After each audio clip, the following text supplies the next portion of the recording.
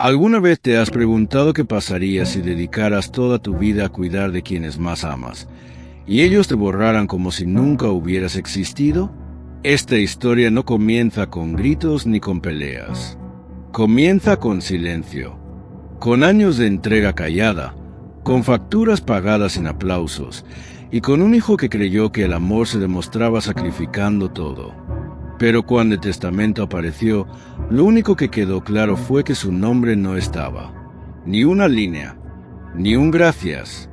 En esta entrega de nuestras historias de venganza, conocerás a Esteban, un hombre común cuya vida entera giró en torno a una familia que nunca lo vio.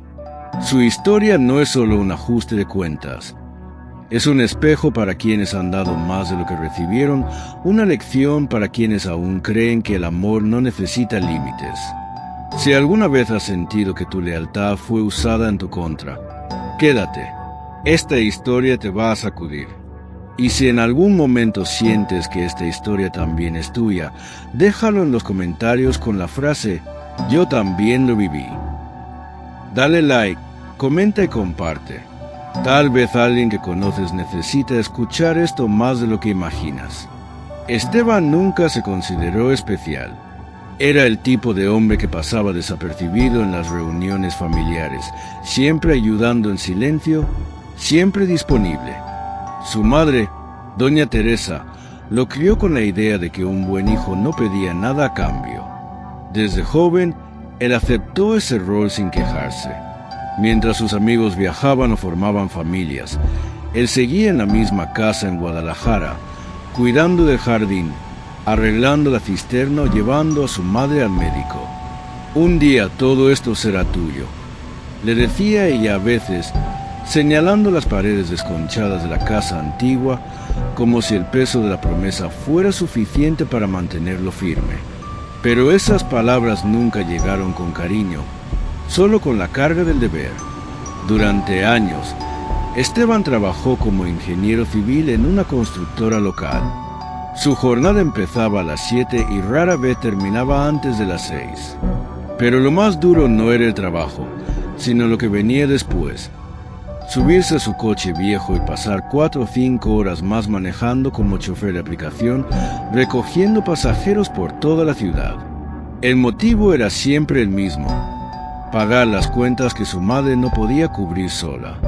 Electricidad, agua, mantenimiento, medicamentos y a veces incluso las deudas de juegos de azar que su difunto padre había dejado antes de morir. Esteban nunca reclamó. Guardaba cada factura en una carpeta azul que escondía en su armario. Era su forma de tener algo tangible que probara, al menos ante sí mismo, que todo eso era real. Mientras tanto, su hermana menor, Sofía, llevaba una vida muy distinta en Madrid. Se fue a los 20 años con una beca de intercambio y nunca volvió. Solo llamaba en Navidad, enviaba fotos desde museos y playas, y cada vez que lo hacía, doña Teresa se llenaba de orgullo. «Mi hija vive en Europa», repetía con una sonrisa que Esteban nunca vio dirigida hacia él. El contraste era tan evidente que dolía. A Esteban nunca le regalaron nada, pero a Sofía le enviaban dinero para sus estudios, billetes de avión y hasta una herencia adelantada que, supuestamente, nunca existió. «Tu hermana necesita ayuda. Tú ya eres un hombre hecho y derecho», le repetían como si ser responsable fuera un castigo. Cada vez que escuchaba eso, Esteban asentía, pero por dentro algo se iba quebrando. Había renunciado a tanto que ya ni lo notaba. Tenía 38 años y nunca había vivido solo. Nunca había tenido una relación estable. Nunca viajó. Ni siquiera pudo comprarse una cámara profesional, su sueño de adolescencia, porque siempre había una urgencia familiar más importante. Si alguna vez se permitía pensar en su propio futuro, se detenía rápido. Después se decía: cuando mamá ya no necesite tanto, cuando la casa esté lista, cuando las cosas se calmen. Pero ese después nunca llegaba. Cada mañana, cuando cruzaba el patio rumbo al trabajo, veía el viejo árbol de mango en el jardín. Su padre lo había plantado cuando él nació. Durante un tiempo lo cuidaban juntos. Ahora era solo él. A veces, mientras barría las hojas secas, pensaba en qué pasaría si un día no regresara, si simplemente se marchara sin decir nada. Pero luego escuchaba la tos de su madre desde el interior y se decía que no era momento, que ella lo necesitaba. Y así pasó el tiempo. Esteban se convirtió en el tipo de hombre que todos admiran pero pocos recuerdan. El que sostiene a otros sin ser visto.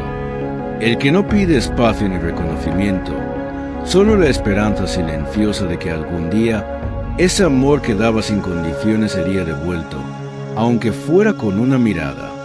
Pero ese día nunca llegó. Y lo que vino después cambiaría para siempre la forma en que Esteban entendía el amor, la familia y la justicia. A medida que los años avanzaban, la figura de Esteban se fue desgastando. Su espalda empezaba a resentirse, las ojeras eran ya parte permanente de su rostro, y su paciencia, que antes era su escudo, comenzaba a agrietarse. Pero lo más doloroso era que nadie lo notaba. La familia lo seguía viendo como el hijo responsable, el que siempre estaba ahí, el que no necesitaba ayuda ni afecto, un adulto funcional, como si eso significara que ya no era humano. Todo cambió el día que el banco lo llamó para advertirle que la hipoteca de la casa de su madre acumulaba 3 meses de atraso. Doña Teresa, entre evasivas y suspiros, le confesó que había usado parte del dinero de su pensión para enviarle euros a Sofía, quien estaba pasando un mal momento en España. «Pero mamá, ¿y la casa?», preguntó Esteban con la voz partida entre rabia y cansancio. Ella lo miró como si fuera el quien no comprendía la gravedad de las cosas. «Esa casa no se va a ir a ningún lado. Tú siempre la salvas, hijo».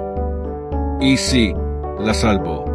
Vendió su propio departamento, el único bien a su nombre, para cubrir la hipoteca, los impuestos atrasados y algunas reparaciones urgentes en el techo ya dañado por las lluvias de verano. «Lo hago por mamá», se repetía como una oración que ya no creía del todo. Esa venta no solo le costó su hogar, sino también una oportunidad laboral que llevaba años esperando. Una oferta como jefe de obra en Monterrey, con vivienda incluida y sueldo triple. Pero no podía dejar sola a su madre, no cuando todo parecía desmoronarse. Aquel fue un punto de quiebre. Ya no eran solo pequeñas renuncias.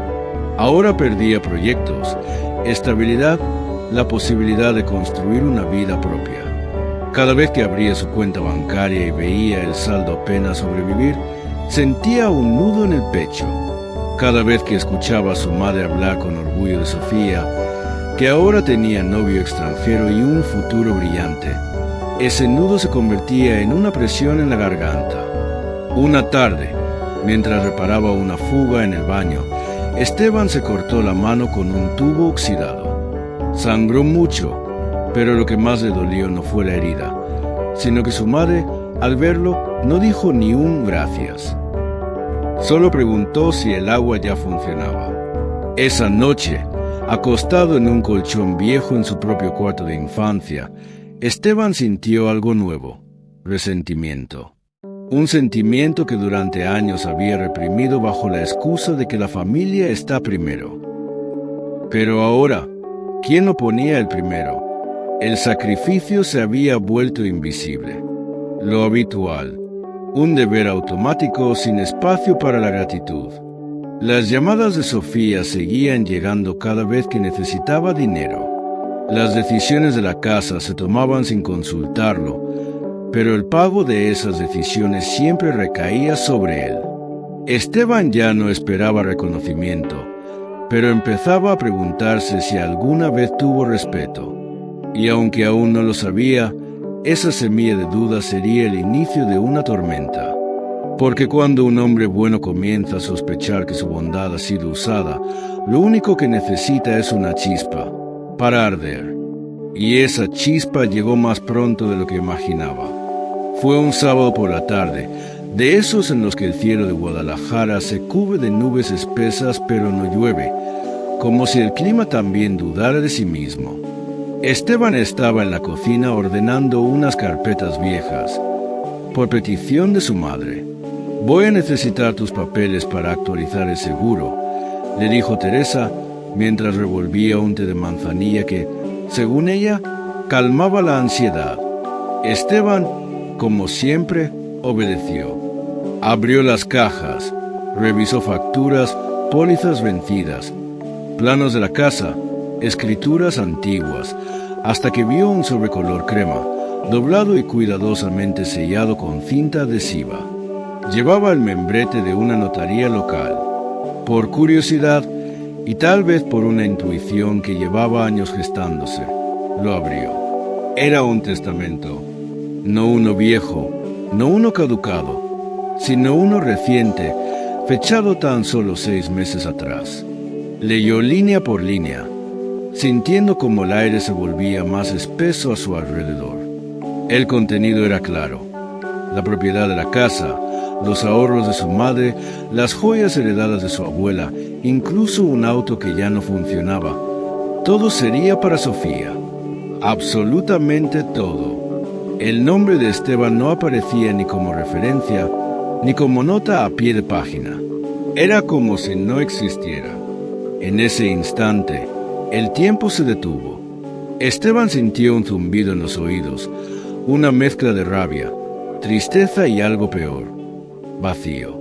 Durante más de una década, él había sido el único que cuidó esa casa, que la mantuvo en pie, que la rescató de embargos, de goteras, de ruina. Y ahora, ni una mención, ni una palabra de gratitud, ni una frase simbólica. Solo ausencia. «¿Qué es esto, mamá?», preguntó con la voz quebrada, sosteniendo el testamento como si quemara. Teresa se giró, sorprendida, pero enseguida su expresión cambió. Ya no era sorpresa, era incomodidad. Luego vino la justificación, dicha con una calma que dolía más que un grito. «Hijo, tú eres fuerte. Siempre lo has sido. Sofía, en cambio, necesita estabilidad. Tú ya tienes tu vida hecha». Esteban rió, seco. ¿Vida hecha? Vendió su departamento por ella, canceló su carrera por ella. No tenía pareja, no tenía ahorros, no tenía nada. Y ahora, tampoco tenía ni un lugar simbólico en el legado de su propia madre. Intentó respirar, pero el pecho le dolía. No por el testamento, no por el dinero, sino porque en esa hoja, por fin, su madre decía lo que siempre había pensado: que él no era su prioridad. Nunca lo fue. Guardó el papel sin decir más, subió a su habitación y se sentó frente al ventilador viejo que zumbaba con resignación. Miró su reflejo en el espejo: ojeras, manos agrietadas, espalda encorvada. No parecía un hombre de 38 años, sino uno de 60. Se preguntó, por primera vez en serio, cuánto de su vida había sido entregada para absolutamente nada. Y así, mientras afuera el cielo finalmente empezaba a llover, adentro de Esteban algo se quebró. Ya no era solo decepción. Era una herida que no sanaría con ternura ni tiempo, solo con justicia. Y esta vez iba a buscarla. Al día siguiente, Esteban bajó a la sala con el sobre en la mano. La casa estaba en silencio, como si presintiera lo que iba a ocurrir. Doña Teresa leía el periódico en su sillón, con las gafas a media nariz y una taza de café a medio terminar. Esteban se paró frente a ella sin decir palabra durante varios segundos. Luego, sostuvo el testamento frente a su rostro y con voz firme, sin temblores ni gritos, dijo: «Necesito que me expliques esto». Teresa no respondió de inmediato. Tomó un sorbo del café, lo dejó en la mesa y suspiró. «Ya te lo dije ayer. Tú eres fuerte, hijo. Siempre has sabido salir adelante. Sofía, ella necesita esa seguridad. No es como tú. Esteban apretó los puños. Mamá, vendí mi casa para salvar esta. Dejé mi trabajo, mis planes, mi vida, y aún así crees que yo ya tengo todo resuelto. Teresa lo miró, esta vez con cierto fastidio, como si la conversación le resultara molesta. No hagas un drama. La familia no se mide por papeles ni por dinero. Esteban estalló.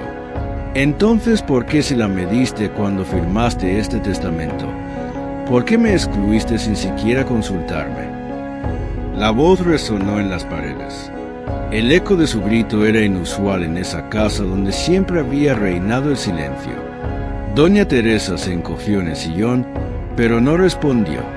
Esteban salió de la habitación y regresó con una carpeta azul. La arrojó sobre la mesa, con fuerza. De su interior cayeron decenas de recibos.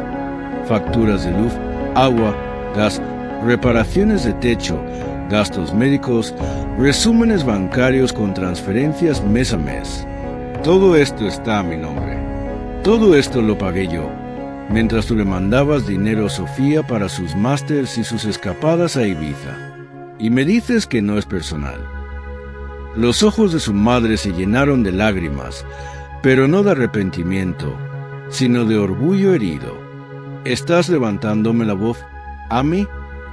Te estoy diciendo la verdad, respondió él, más sereno, pero con una tristeza profunda. No soy un banco, no soy una sombra, soy tu hijo. En ese momento sonó el teléfono. Era Sofía. Teresa respondió sin mirar a Esteban. Hola, hija. Sí, ¿todo bien? Sí, aquí en casa. Él la observó en silencio. Cada palabra una confirmación de lo que ya sabía. No importaba cuánto diera, cuánto hiciera, él nunca sería la elección de su madre. Subió de nuevo a su habitación y abrió la ventana. El sol pegaba fuerte sobre el jardín seco. Por primera vez, pensó seriamente en irse. No por despecho, sino porque entendió que no había más espacio para él en ese lugar. Su lugar no era físico, era emocional, y allí ya no tenía nombre. Esa noche, se sentó frente a su computadora, miró su cuenta bancaria, revisó cada domiciliación automática, luz, agua, internet, seguro, todo lo que mantenía esa casa viva. Luego, sin dudarlo, hizo clic en cancelar. Y mientras el sistema confirmaba cada baja, Esteban sonrió por primera vez en mucho tiempo. La herida seguía abierta, pero ahora tenía dirección. Ya no era el hijo obediente. Era un hombre que, por fin, empezaba a decir basta. El silencio que siguió aquella noche fue distinto. No era el de la costumbre ni el del deber callado. Era un silencio de decisión. Esteban no solo había cancelado los pagos, había cancelado la parte de sí mismo que vivía para los demás. A la mañana siguiente, hizo la maleta con lo poco que aún consideraba suyo. Una muda de ropa, su computadora portátil, en un rincón del armario, su vieja cámara Nikon que no usaba desde la universidad. Al salir, no se despidió. Sabía que no haría falta. En esa casa, las palabras no cambiaban realidades. Se mudó a un pequeño estudio en Tlaquepaque, un barrio modesto pero lleno de luz y calles tranquilas. El primer día, compró un perchero de madera, colgó su mochila y colocó la cámara sobre el escritorio como si fuera un trofeo. Por la tarde, salió a caminar y, por impulso, tomó una foto. Un niño corriendo entre burbujas de jabón en una plaza. Al volver a casa, descargó la imagen y sintió algo que no reconocía: calma. Durante las semanas siguientes, Esteban redujo sus horas de trabajo por primera vez en 15 años. Usó las mañanas para tomar fotos en mercados, plazas, estaciones de tren. Abrió una cuenta en redes sociales donde empezó a compartir su trabajo bajo el seudónimo El Hijo del Olvido. Al principio, Nadie reaccionaba. Pero pronto, una de sus imágenes, una señora mayor sola en una banca, mirando hacia el vacío, se hizo viral. Miles de personas comenzaron a seguir su cuenta, compartiendo sus propias historias de abandono familiar, de sacrificios no vistos. Era como si su dolor se hubiera convertido en un espejo colectivo. Y, sin embargo, no todo fue fácil. Hubo días en que se despertaba con una punzada de culpa, días en que su madre lo llamaba y él no contestaba, días en que Sofía le enviaba mensajes pasivo-agresivos acusándolo de haber abandonado a una anciana enferma. Pero él ya no mordía el anzuelo, guardaba silencio, no porque no tuviera que decir, sino porque ya no quería justificar su existencia a quien no la valoraba. Una noche, mientras editaba fotos bajo la luz cálida de su lámpara de escritorio, se permitió pensar: ¿qué habría pasado si desde el principio me hubiera elegido a mí? No tuvo respuesta, pero sí una certeza: ya no era el hombre que esperaba reconocimiento. Ahora era el hombre que se lo daba a sí mismo. El legado que había construido no estaba en escrituras ni testamentos. Estaba en cada clic de su cámara, en cada historia capturada, en cada vida que se veía reflejada en sus imágenes. El apellido familiar ya no le pesaba. Lo que valía ahora era su nombre, su voz, su mirada. Y aunque aún quedaba un camino por recorrer, Esteban lo entendió con claridad. No necesitaba permiso para ser libre. Solo necesitaba una decisión. Y él ya la había tomado. Justo cuando Esteban empezaba a encontrar su ritmo, la vida, o más bien, el pasado, volvió a golpear la puerta. Una tarde de lunes, mientras editaba una serie de retratos en blanco y negro, su celular vibró. Era una llamada de Sofía. No la había visto aparecer en la pantalla desde hacía más de un año. Dudó un instante, pero respondió: Esteban, mamá está mal. La casa tiene orden de embargo. El banco ya ha enviado notificaciones. ¿Puedes ayudar, aunque sea esta vez? No hubo saludo, ni disculpa, ni siquiera un ¿cómo estás? Solo una urgencia lanzada como quien lanza una cuerda a alguien que se ahoga, pero sin siquiera mirarlo a los ojos. ¿Y tú?, preguntó él con voz serena. ¿Tú vas a poner algo?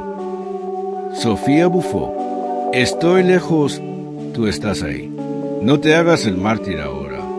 Siempre te ha gustado hacerte la víctima. Esteban colgó sin decir nada más. Horas después, fue su madre quien llamó. Su voz sonaba débil, pero el tono seguía siendo el mismo, exigente, manipulado bajo una falsa fragilidad. Esteban, hijo, sé que estás dolido, pero no puedes dejarnos así. Esta casa también es tu hogar, aunque no esté a tu nombre. Tu hermana está lejos. Nosotros ya estamos viejos. Él guardó silencio. Solo una vez más, hijo, como antes, tú siempre has estado para nosotros, dijo con un dejo de nostalgia, como si eso bastara para justificar el abandono que ella misma había firmado en el testamento. Entonces, Esteban respiró profundo. No era el joven culpable de antes. Ya no. Estoy dispuesto a ayudar, mamá, pero con una condición. Se hizo un silencio del otro lado de la línea, como si jamás hubieran imaginado que él tendría voz para poner límites. Quiero que reescribas el testamento, que la herencia se divida en partes iguales. Yo he mantenido esa casa por más de 10 años. He pagado cada cuenta, he renunciado a mi vida, a mis sueños. Lo mínimo que merezco es que se reconozca que soy parte de esta historia. La respuesta no tardó en llegar, pero no vino con comprensión. Vino con furia. No puedes chantajearme con tu dinero. La familia no se negocia. ¿Qué te ha pasado, Esteban? Él cerró los ojos. Lo que me ha pasado es que me di cuenta de que solo me querían mientras era útil. Y eso ya no es amor. Mamá, eso es uso. Sofía escribió un mensaje esa misma noche. Corto, seco, hiriente. Nunca pensé que fueras capaz de esto. Mamá está destrozada. Has perdido a tu familia por orgullo. Esteban lo leyó con calma. Por primera vez no se sintió culpable. No había perdido su familia. Solo había dejado de fingir que la tenía. Y aunque sabía que el conflicto no había terminado, entendió algo crucial. Ahora las decisiones no las tomaban ellos. Las tomaba él. Y la próxima sería definitiva. La invitación, o más bien la orden, llegó un sábado por la mañana, escrita en un tono que no admitía réplica. Un simple mensaje de texto de su madre. Reunión familiar. Hoy, 5 de la tarde en casa. No faltes. Ni una palabra más. Ninguna explicación. Solo el eco de lo que había sido toda su vida. Instrucciones disfrazadas de afecto. Esteban miró el mensaje durante varios minutos. Podría haberlo ignorado, borrado como tantas otras cosas del pasado. Pero no lo hizo. Algo dentro de él, no por sumisión sino por cierre, le dijo que era momento de enfrentar el último acto. No para pedir perdón ni para escuchar reproches, sino para dejar claro, con pruebas en mano, que la verdad ya no podía seguir escondida. Llegó puntual. El ambiente en la sala era tenso, cargado como el cielo antes de la tormenta. Estaban allí sus tíos, 2 primos que no veía desde Navidad, y por supuesto Sofía, sentada al lado de doña Teresa con los brazos cruzados y una expresión de superioridad que le recordó a su adolescencia. El padre, casi ausente durante toda la historia, se mantenía de pie junto a la ventana, sin decir palabra. Fue su madre quien rompió el silencio, con una voz quebrada pero firme. Esteban, tu actitud nos ha dejado al borde del abismo. Cancelaste los pagos. Abandonaste a tu familia. Nos estás empujando a perderlo todo. Esteban, sin levantar la voz, sacó de su mochila una carpeta. No era azul como la anterior. Esta vez era roja, como la indignación que había aprendido a reconocer. Abrió la carpeta y comenzó a colocar sobre la mesa los documentos, recibos de pagos, transferencias, fotografías de facturas con fechas, copias de depósitos, estados de cuenta. Esto no es orgullo, dijo. Esto es lo que hice por esta casa, por ustedes durante más de 10 años. 2 trabajos, 0 vacaciones, ninguna pareja. Y en todo ese tiempo nunca pedí nada. Pero cuando encontré el testamento, entendí que no solo no me veían, tampoco me querían. Sofía se quedó sin palabras. Una tía murmuró, no tenía idea. Doña Teresa se llevó la mano a la cara. El padre intentó hablar, pero no halló palabras. Esteban respiró profundo. Yo no vine a rogar. Vine a dejar claro que no voy a volver a cargar con lo que no me corresponde. Ahora les toca a ustedes sostener lo que yo llevé solo por años. Y sin más, recogió su carpeta y se fue. La puerta se cerró sin dramatismo, solo con verdad. Al salir de esa casa, Esteban no sintió rabia ni alivio inmediato. Sintió vacío, pero era un vacío limpio, como cuando se barre por última vez una habitación antes de cerrar la puerta para siempre. El sol ya bajaba sobre Guadalajara, tiñendo de naranja las fachadas del barrio. Caminó hasta su auto sin mirar atrás, no porque quisiera olvidar, sino porque entendía que, a partir de ahora, su historia ya no se escribiría en ese lugar. Los días siguientes fueron extrañamente silenciosos, sin llamadas, sin mensajes, sin gritos ni súplicas.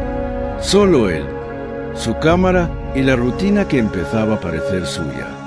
Fotografiaba a niños en el parque, ancianos caminando solos, músicos callejeros, y en cada rostro encontraba algo familiar: resiliencia. Personas que, como él, seguían de pie a pesar de las fracturas invisibles. Fue en una de esas salidas cuando lo abordó una joven que había visto sus fotos en redes. Le habló de una asociación que trabajaba con adolescentes en situación de abandono y le preguntó si estaría dispuesto a dar un pequeño taller de fotografía. Esteban aceptó sin pensarlo mucho. Al final, ¿qué mejor forma de transformar su historia que enseñando a otros a mirar con nuevos ojos? En esa primera clase, un chico de 14 años le mostró una foto que había tomado. Una flor creciendo entre dos piedras. «Se me hace que esta flor eres tú, profe», le dijo. Y Esteban, por primera vez en mucho tiempo, no supo qué responder. Solo sonrió. Aquel testamento que lo borró no definió su valor. Las palabras no dichas por su madre tampoco. Su herencia no era material, ni firmada ante notario. Era su nueva vida, una donde, finalmente, se sentía digno. No por lo que daba, sino por lo que era. Y eso, nadie podría quitárselo. La historia de Esteban no es un caso aislado.